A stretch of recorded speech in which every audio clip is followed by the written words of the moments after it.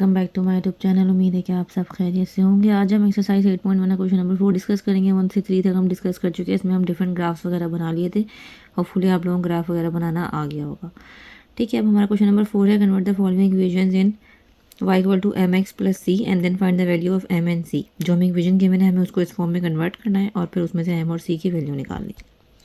सबसे पहले हमें एक इक्वेशन गिवन है तो जिसमें हमें कन्वर्ट करना है वो लिख लेती हूँ मैं, y equal to mx plus C. मतलब ये लेफ्ट साइड पे मुझे y लेके जाना है और इधर राइट साइड पे मुझे x और c मतलब कांस्टेंट जो भी हमारे पास गिवन है, जो नंबर गिवन होगा वो लेके जाना है।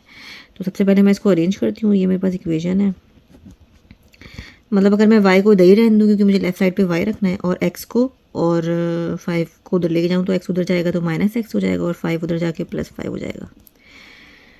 ठीक है, अब मैं अगर इसको इससे कंपेयर करूँ, इसको अगर मैं 1 बोल दूँ और इसको मैं 2 बोल दूँ, कंपेयर इक्वेशन 2 विद इक्वेशन 1, तो उसमें आप लोग देख सकते हैं कि इक्वेशन 1 क्या है, ये y equal to M X plus C. मैं बार बार लिख के आपको दिखा रही हूँ इसलिए कि m की जगह पे यहाँ पे क्या है, माइनस और कुछ भी नहीं है तो इसका मतलब क्या है 1 है। ठीक है, x के साथ अगर कुछ भी नहीं है तो 1 है। तो हमें m क्या होगा मेरे पास, समझिए यहाँ पे कुछ भी नहीं है तो 1 है। ये रहा, ये मैं एक दफ़ा और इधर लिख देती हूँ तो आपको ये है। अब यहाँ पर m के साथ कुछ, x के साथ कुछ भी नहीं है तो क्या है 1 है, जो कि शो करने की ज़रूरत नहीं होती। लेकिन अब मुझे क्योंकि कंपेयर करना है, कंपेयर इक्वेशन 2 विद इक्वेशन 1, तो इसमें m इक्वल टू क्या हो गया, -1 हो गया। और c तो डायरेक्ट है, c की जगह क्या लिखा है 5। साइन का ख्याल रखेंगे, अगर माइनस होगा तो -7 लेंगे क्योंकि इक्वेशन में हमारे पास प्लस है और यहाँ पे भी इक्वेशन में प्लस है, इसलिए मैंने माइनस का 1 लिया है क्योंकि x के साथ मेरे पास क्या था, माइनस था और c क्या है 5 है। तो बस इतनी सी बात थी, हमें m और c ही निकालना था और इक्वेशन को कंपेयर करना था। पहले हमने क्या किया, इक्वेशन को अरेंज किया इस फॉर्म में ये अरेंज कर लिया मैंने। इस फॉर्म में अरेंज करने के बाद इन दोनों को आपस में कंपेयर कर दिया। कंपेयर कर क्यों किया, ताकि मैं m और c की वैल्यू निकाल लूँ। तो m की वैल्यू मेरे पास क्या आ गई, -1 आ गई। m की जगह पे -1 माइनस x था तो इसका मतलब क्या, x के साथ कुछ भी नहीं है तो 1 है तो -1। और c यानी कॉन्स्टेंट मेरे पास क्या था, +5 था तो c क्या हो गया, 5 हो गया। अब हम आते हैं इसी के पार्ट बी पर। पार्ट बी में सबसे पहले इसको हम उस फॉर्म में जो है वो अरेंज कर लेते हैं। ठीक है, तो सबसे पहले y को एक साइड पे रखते हैं, -2 इधर रहने देते हैं और ये -3x उधर चला गया और 56 उधर चला गया तो माइनस का 56 हो गया। अब क्योंकि इक्वेशन आपने देखी है y इक्वल टू mx, यहाँ लिख देती हूँ। ठीक है, इसको 1 बोलते हैं। mx प्लस सी यानी y क्या होना चाहिए, अकेले होना चाहिए। तो y अकेले करने के लिए -2 इधर मल्टीप्लाई हो रहा है, इधर इन दोनों के साथ आगे क्या हो जाएगा, डिवाइड हो जाएगा। तो मैं -2 पूरा हटाना है। ठीक है, क्योंकि y वहाँ पे इक्वेशन में मेरे पास प्लस का ही है।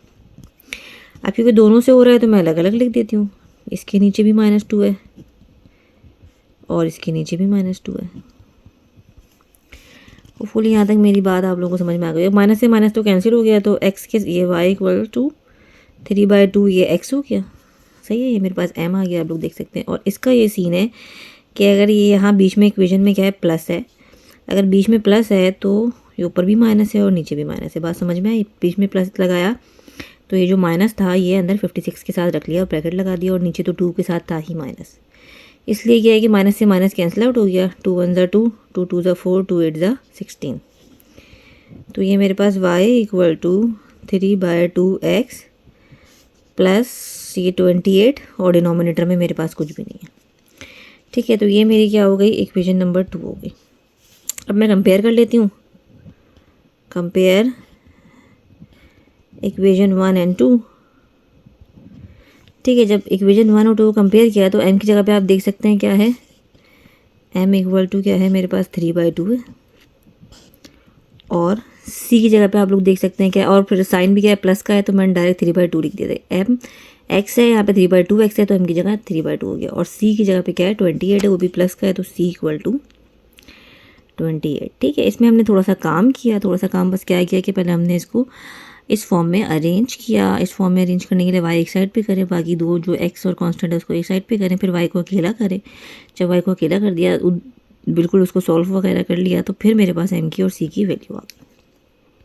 अब हम आते हैं अपने पार्ट नंबर 3 पर। इसके लिए मैं इक्वेशन यहाँ लिख देती हूँ, y equal to mx plus C. इस फॉर्म में मुझे लेके जाना है, इसको 1 बोल दें इधर।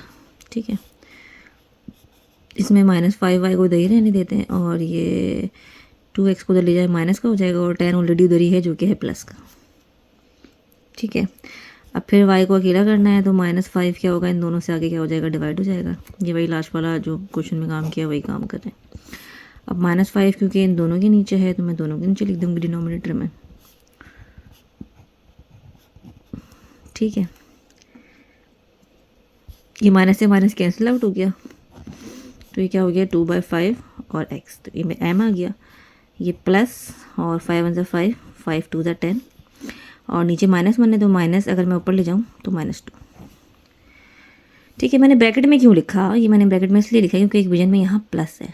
आप लोग अगर प्लस माइनस माइनस ऐसे डायरेक्ट लिख देंगे ना तो आप लोगों को फिर सी की वैल्यू निकालने में अगर भूल गए कि साइन भी माइनस का भी साइन लेना है, डायरेक्ट वैल्यू उठा के लिख दी तो आपका क्वेश्चन आंसर जो है वो गलत हो जाएगा।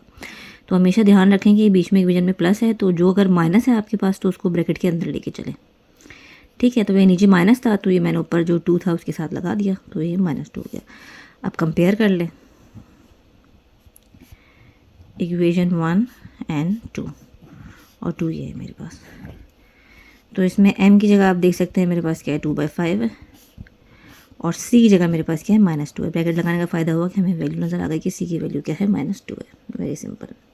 सेकंड क्वेश्चन में एक और चीज़ पूछी गई थी, convert the following equation in y = mx + c। तो हम कन्वर्ट तो कर रहे हैं लेकिन मैंने उस वक्त आप लोगों को हाईलाइट नहीं किया। तो ये रहा,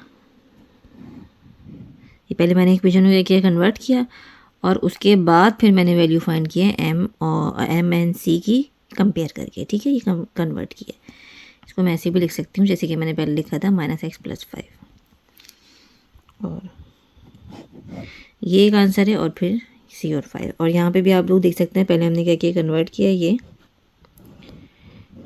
एक साइड पे y है mx + c कन्वर्ट कर दिया, उसके बाद इसको कंपेयर करके m और c की वैल्यू निकाल ली।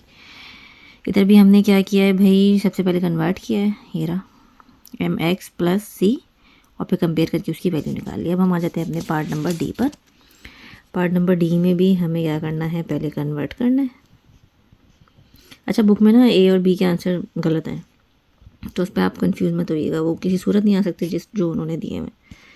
अच्छा, तो ये 4y एक साइड पे रखें और x उधर ले जाएं तो -x और प्लस का 7 क्योंकि 7 ऑलरेडी इधर ही है।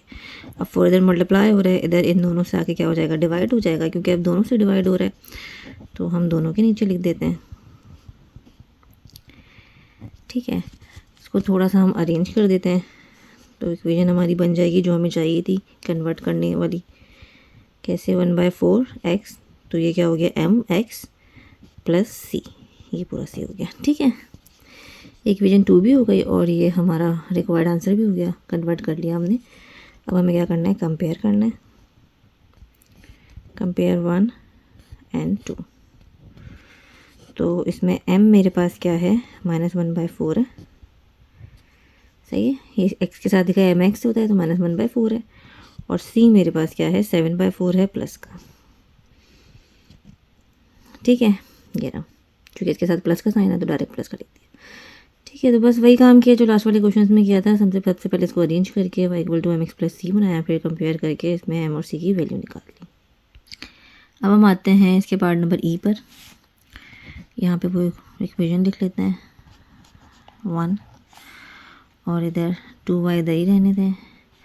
x को उधर ले जाएंगे तो प्लस का हो जाएगा, 4 को उधर ले जाएंगे तो माइनस का हो जाएगा, फिर -2 को उधर ले जाते हैं। सॉरी, ये x है क्योंकि ये दोनों से डिवाइड हो रहा है, क्योंकि दोनों से हो रहा है तो दोनों के डिनोमिनेटर में लिख देते हैं। अब आपको पता है बीच में प्लस का साइन, तो मैं प्लस का साइन करके माइनस को इधर अंदर ब्रैकेट में कर लूँगी।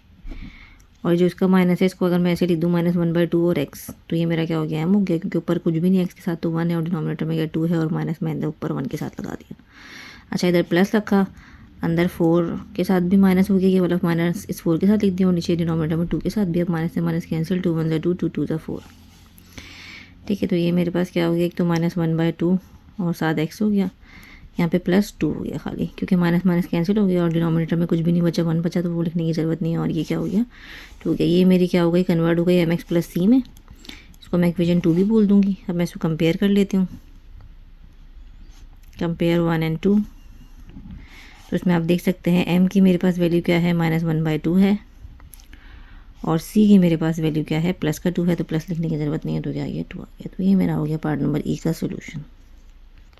अब हम आ जाते हैं इसके लास्ट पार्ट पर। कंपेयर तो इसी से करना है, तो इसको बोल दें इक्वेशन नंबर 1। अच्छा, इसको हम अरेंज करते हैं तो इस तरह कर लेते हैं। पहले y+4 इधर लिख लो और 3x इधर लिख लो, आपको पता है कोई फ़र्क नहीं पड़ता। 4 को उधर लेके चले जाते हैं, 3x - 4, ठीक है। 4 उधर प्लस था उधर माइनस हो गया। y के साथ कुछ भी नहीं हटाने के लिए तो हम डायरेक्ट इसी से कंपेयर करते हैं। ये देखें आप, y = mx + c, तो प्लस c है तो चलो प्लस के लिए प्लस और माइनस में 4 के साथ अंदर लगा दूँगी, ठीक है। ये बात मैंने आपको समझाई थी, क्योंकि इक्वेशन में मेरे पास प्लस है तो मैं इसलिए यहाँ प्लस रखूँगी, और क्योंकि यहाँ माइनस था तो मैंने माइनस अंदर ब्रैकेट के साथ लगा दिया। ये मेरी वो इक्वेशन 2, ये मैंने कन्वर्ट कर लिया। अब हम कंपेयर कर लेते हैं, कंपेयर इक्वेशन 1 एंड 2। तो इसमें आप देख सकते हैं m मेरे पास क्या है 3 है, और c मेरे पास क्या है -4 है, क्योंकि 4 के साथ माइनस लिखा है। बस बहुत ही सिंपल था ये, तो इसमें कुछ ज़्यादा काम भी नहीं करना हमें, सिर्फ हमने क्या किया, इसको अरेंज किया, और क्योंकि अभी माइनस था और इक्वेशन में प्लस है तो प्लस रख के माइनस ब्रैकेट के साथ कर दिया। अब मेरे पास 3 हो गया और c मेरे पास -4 हो गया।